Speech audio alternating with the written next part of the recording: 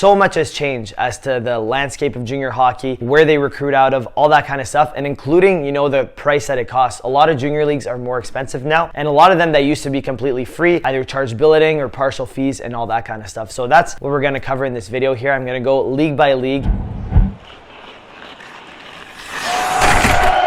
What's going on, guys? It's Braden from Advancement Hockey Advising here, and today we'll be giving you guys an updated list of the 2023 free Junior A hockey leagues. We actually made a video a couple years ago, one of our first YouTube videos here on this channel.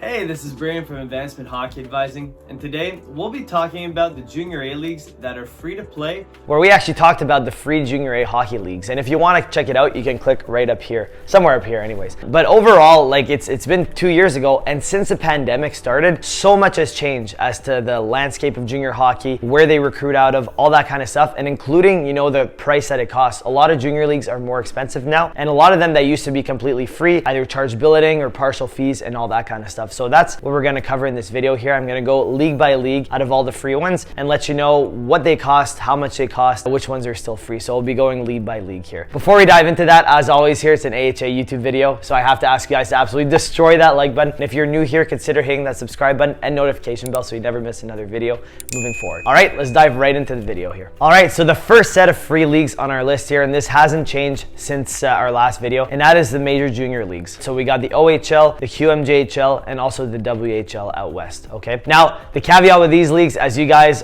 already know, is that if you play in these leagues, you ruin your NCAA eligibility. So for most of you guys, this isn't really going to be the place to go, just because you get that stipend and you're not considered an amateur anymore. So because of that, you can go play NCAA afterwards. All right, there are exceptions. If you only play one game, you can redshirt a year and all that stuff, but it gets really complicated. Most of you don't want to go down that road if you want to play NCAA hockey. So we're just going to leave it at that. Yes, they are free, but not the ideal league to go to. Next league on our list here, and this is the best league for Junior A hockey if you're trying to play NCAA, and that is the USHL. This league is by far the strongest league out of all of them, except for Major Junior, but obviously we don't want to go down that road. In terms of the best league, this is definitely the league. It's completely free, like all your billeting, all your travel expenses, the league tuition, insurance, all that stuff, it's completely covered for by the league. So it's definitely the league that everybody tries to go to, one, because it's free, but two, because it's the best hockey, and that's where you get the most NCAA D1 commitments. So everybody flocks to that league, completely free, but it is very hard to make, so we're going to go down the list here with other leagues that you guys, it may be more realistic for most of you here. All right, moving down the list here, next league is the NAHL in the US. Now this league here, in the past, it used to be completely free, but I've seen some teams now charge a little bit of billeting, okay? Now, it's still much cheaper than a lot of other leagues, and it's very, very good hockey. It's like number 2A, 2B with the BCHL in terms of caliber, I would say, for leagues that you want to go play NCAA for. But I would say in this case, it's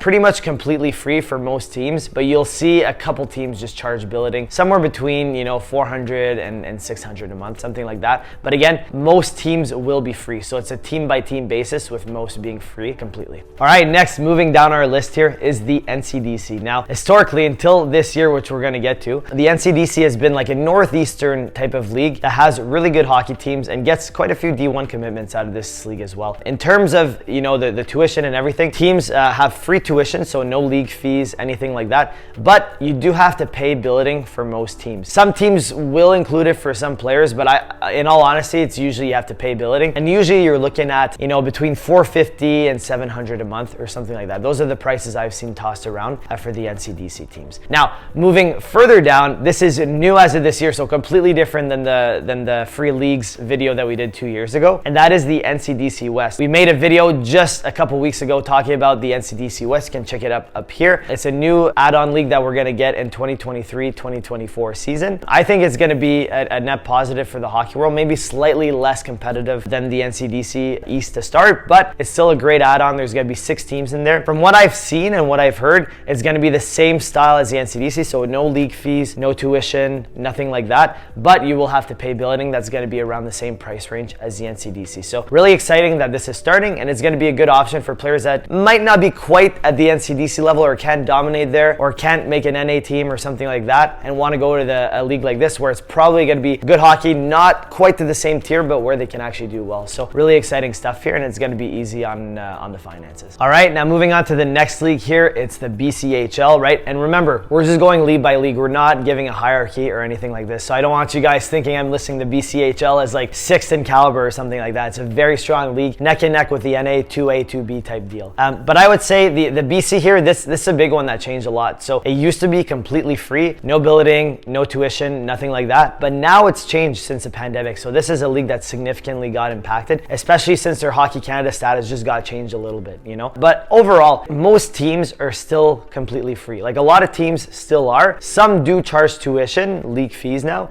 and some do charge billeting as well. So it's really a team by team basis. We're not going to list out all the teams in this video. Do your research when you're talking to coaches if you're aiming for this league, but overall do expect to pay some tuition and some billeting with different teams. Okay, so this is a big change that happened since a couple years ago when we made this video. All right, now moving on to the AJHL in Alberta, and this is another one that got significantly impacted by the pandemic. That used to be absolutely completely free, but now you do see teams charging some billeting. If I'm not mistaken, most teams that I've talked to, it's completely free in terms of tuition still. It's just the billeting that's really been like a 50-50. I would say half the teams do charge billeting, and then the other half of the teams still keep it free. So it depends where you go, and it's a question that you ask if you're getting recruited by different teams, just to see if that's a really significant factor for you. Ask them, like, do you charge billeting? Is it free for players? And they'll give you an answer. Really check with your team before committing if that's a financial impediment for you. All right, now moving on to the SJHL in Saskatchewan. Good news for you guys here is that this league is still completely free. No tuition, no billeting fees, nothing like that. All the teams here are still completely free unless something's changed recently, but all the ones that we've talked to and we've fact checked this, it seems to be completely free still, so this is great news for you guys. Same thing now with our last league here, the MJHL in Manitoba. Same idea, still completely free, no billeting, no tuition, nothing like that. So again, these two Western leagues here, they're still trying to keep the free model, and I love that. It's really great for hockey players that can't afford other leagues that are, you know, really high in fees and stuff. So if you guys, it's more of an impediment for you in terms of finances, definitely aim for these two leagues, because if you can play in a league like the CCHL, the NCDC, the OJHL, you can definitely play in these leagues as well. They're a bit more physical, but if you can handle the physicality, I think it's a great option to consider if finances are a bit tight for you. All right, now before we wrap up the video here, I just want to give you guys a pro tip, and that is if you have offers from free leagues like these, okay, or leagues that are almost free, and you have offers from certain teams, or let's say you have, you know, 4 or 5 offers, something like that. If you want to play in a league, let's say the CCHL is very close to home, and you have an offer from the SJ, you have an offer from the NCDC, all this type of stuff, you can use that leverage to negotiate with teams that aren't free to play, like teams in the CCHL. Say, listen, I got an offer in the SJ, offer in the NCDC, you know, but I really want to play for your team. I really love your program. It's closer to home.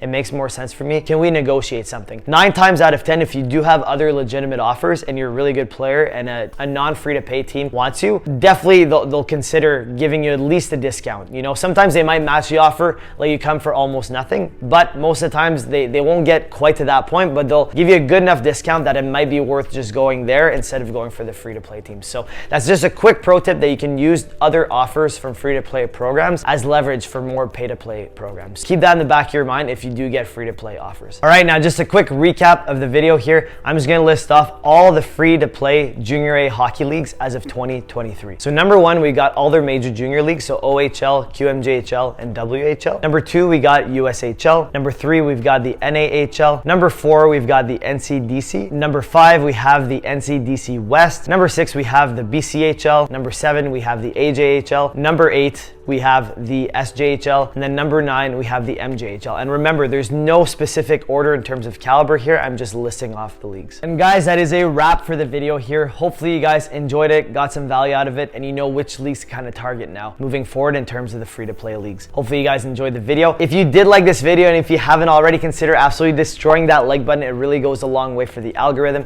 and for other people to see this video here. If you're new here, consider hitting that subscribe button and notification bell so you never miss another video moving forward. If you have anything that you want to ask us, anything you want to say in the comments down below, definitely comment. It goes a long way as well. Or if you want to talk to us privately, send us an email at info@ahadvising.com and we'll get back to you as soon as possible. All right, guys, that's it for the video. Thank you so much for watching. We'll catch you on that next one.